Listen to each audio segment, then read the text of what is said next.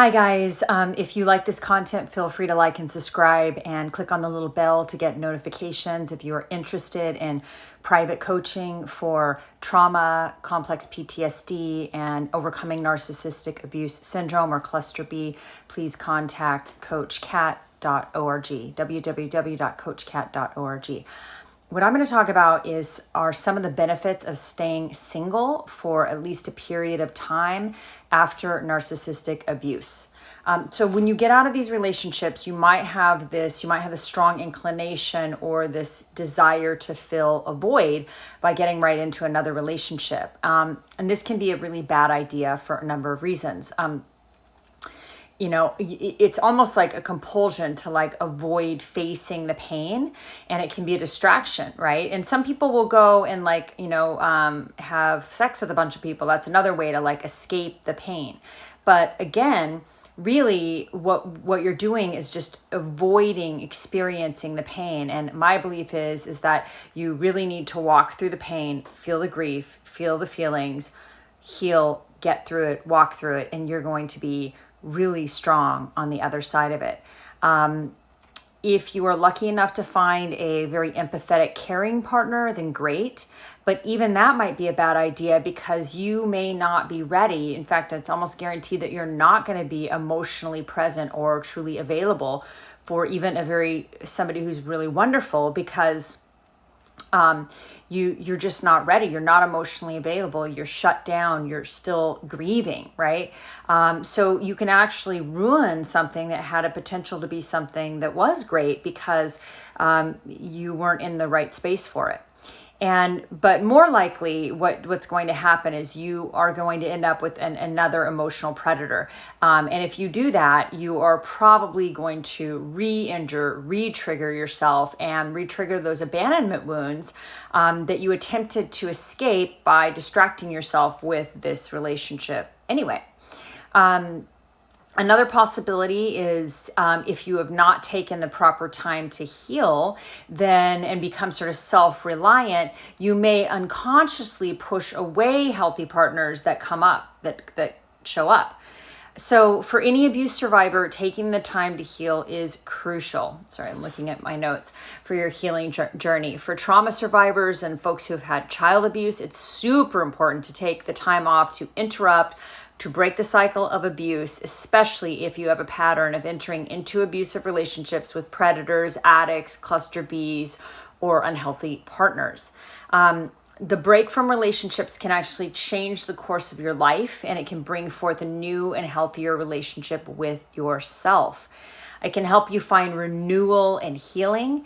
In our society, we have this strong emphasis on coupling up, on romantic relationships, but sometimes I think it's actually at the expense of self-care.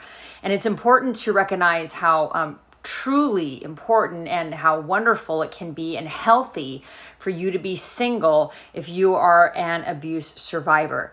Here's some of the benefits of staying single. It can help you to develop healthy, higher standards.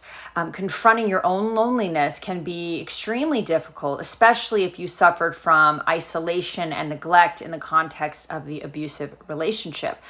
You might even welcome the peace and quiet that comes after such an emotionally traumatic relationship that had all these highs and lows, or there was horrible neglect, or there's gaslighting and abuse.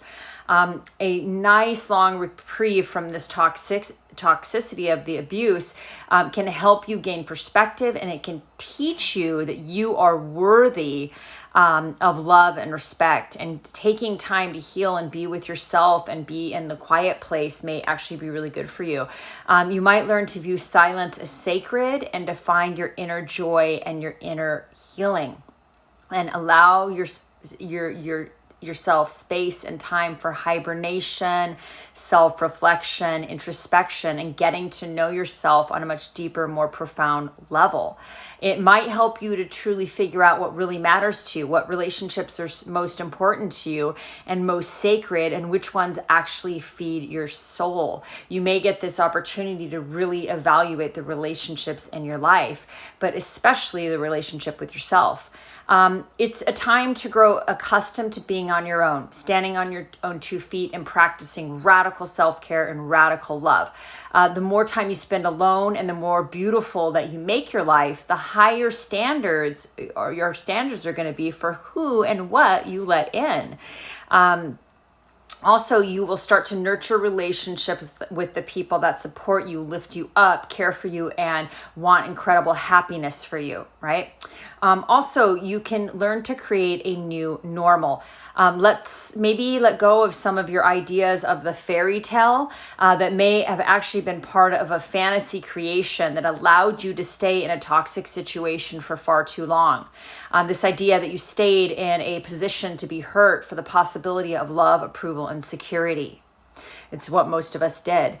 And for folks in long-term relationships with cluster Bs, they might have deep core wounds and complex PTSD, especially if they had childhood abuse.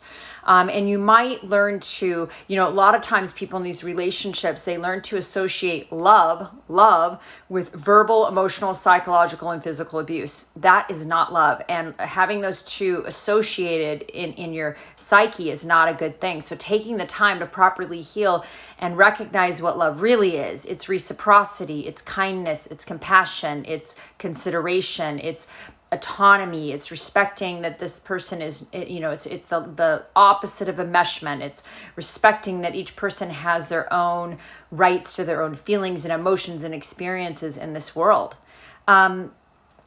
So it gives you time to address your complex PTSD through trauma therapy. There's lots of workbooks. There's Complex PTSD by Pete Walker. There's meditation. There's sound healing. There's prayer. There's, lots of spiritual books. There's lots of books to help you heal. And it's important to help create... one other thing is it helps you to, being single allows you to experience the grief and the complex emotions during the healing process so that you're not taking it out on others. No one's going to save you but you. I think you and God. God saves me and I save me, but no human is going to be your knight in shining armor. Your brain and body have been damaged by this abuse, totally damaged. Your psyche, your emotions, your brain, your body. And you need the space to walk through this healing journey and get through the stages of the grief process. You might be suffering from nightmares, flashbacks, depression, anxiety, a very strong critical inner voice, toxic shame, and self-sabotage. And this intense trauma bond that you form with the abuser, it needs to be severed and healed. And this all takes time. And trying to start a relationship in the middle of this healing process is not a good idea. You're not going to have the bandwidth or the strength or the emotional energy to invest in that, right? Because it's best if you take the time for therapeutic work and emotional healing so that you can be your best possible self. And if you get into another relationship, even if it's relatively healthy, with somebody who is kind and empathetic and caring and has empathy, it still could have problems, and it still might be dumping salt on the wound because you're not really ready for that level of emotional intimacy. So instead of investing into another relationship or even a bunch of other relationships, if you survive one of these relationships, the best thing you can do is invest in yourself. Put all of that, all that you're used to putting all of this energy and effort and love and time and consideration into a relationship that was non-reciprocal. You're used to doing 150% while somebody sat on their ass, right? You're used to that. Take all that energy, all that consideration, all that investment, and put it into yourself. And invest in your dreams, your goals, your career, your education, your passions. Learn that you are whole on your own, and you actually don't need somebody to complete you. And focus on enriching your life and increasing your joy. Another benefit of staying out of these relationship is you're going to develop ninja skills when it comes to immunity to abuse. You're going to take the time to learn healthier patterns, get therapy for the trauma, be less susceptible to love bombing, intensity, manipulation, and over the top flattery. And the projections of others are not going to affect you so much, because at your inner core, you're getting stronger and stronger and stronger. And you are not going to, the more time you spend on your own, getting to know yourself, getting to know your core values, working on your boundaries, working on radical self-care, when somebody tries to put their garbage on you, they try to project or deflect or put their stuff on you, you're going to have a much stronger immunity to it, because you're going to know the truth. You're going to know who you are, and you're going to know that whatever they're doing is their stuff, their outside stuff, and it's not your problem. So I hope this is helpful for you, but staying single after narcissistic abuse, I think, is a very healthy choice to make. And, if you're dealing with a narcissist, of course, they get into relationships right away. They don't take any breaks. They usually have overlap. There's usually cheating. They can't be alone, right? So you'll know, look, who's the one who's absolutely cannot be alone. That's a pretty good indicator that they might be a narcissist. A lot of other people do this too that are not narcissists. It's kind of part of the human, drive for connection. But if you look at the couple and you see that one person is taking time off to be single, to go to therapy, to do some self-care, to do some healing, to read up on this stuff, and not jumping right into another relationship when they have this wounding, that is probably the healthier party. So do that for yourself. Give yourself the gift of staying single for some time until you've gotten a lot of healing from this toxic, abusive relationship.